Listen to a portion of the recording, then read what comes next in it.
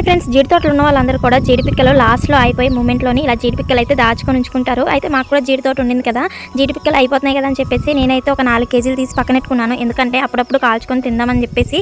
ఇంకా ఇంటి ముందు గ్రౌండ్ అంతా క్లీన్ చేసేసారు కదా తాతయ్య వాళ్ళు, మొత్తం అంతా దుక్కు దున్నించేశారు కదా.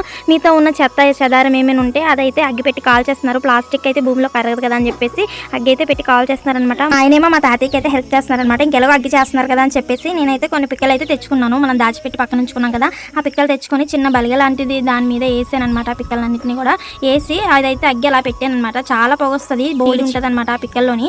ఆ పిక్కల్లో చీడు ఉండటం వల్ల ఆ పిక్కలు అయితే తుల్లుతాయి అనమాట అగ్గిలో పెట్టగానే. అలా తుల్లినప్పుడు మనం కొంచెం దూరంగా ఉండాలి, లేదంటే మనకు ఆ పొగ పట్టేసి నోటి నిండా దగ్గు వచ్చేస్తుంది అనమాట. తర్వాత మా ఆయన అయితే ఒక మట్ట తెచ్చి పెట్టారు పైన.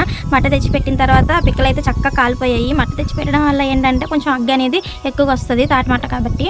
ఇంకా ఒక్కొక్క పిక్క తీసి నేనైతే ప్లాస్టిక్ తీసుకొచ్చేసాను. వేడివేడి పిక్కలు ప్లాస్టిక్ అయితే కరిగిపోతుంది. ప్లాస్టిక్ తీసుకురావడమే నేను చేసిన చెప్పనేసి మా ఆయన అయితే తిడుతున్నారనమాట. ఇంకా పొగ ఎంత వస్తుందో చూస్తున్నారు కదా, పొగ వల్ల మాకైతే దగ్గు వచ్చేస్తుంది. మా ఆయన పాపం తెగ దగ్గేస్తున్నారు.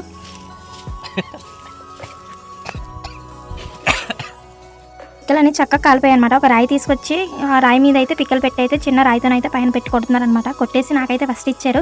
చూస్తున్నారు కదా ఎంత బాగుందో, ఫ్రెష్గా ఉంది. లోపల కూడా పైన ఇంకొక తొక్క ఉంటుంది అనమాట. కాల్చేసిన తర్వాత ఆ తొక్క కూడా తీసేసుకోవాలి. తీసేసుకున్న తర్వాత అప్పుడు మనం తినాలన్నమాట. అలా తింటే నిజంగా టేస్ట్ చాలా బాగుంటుంది.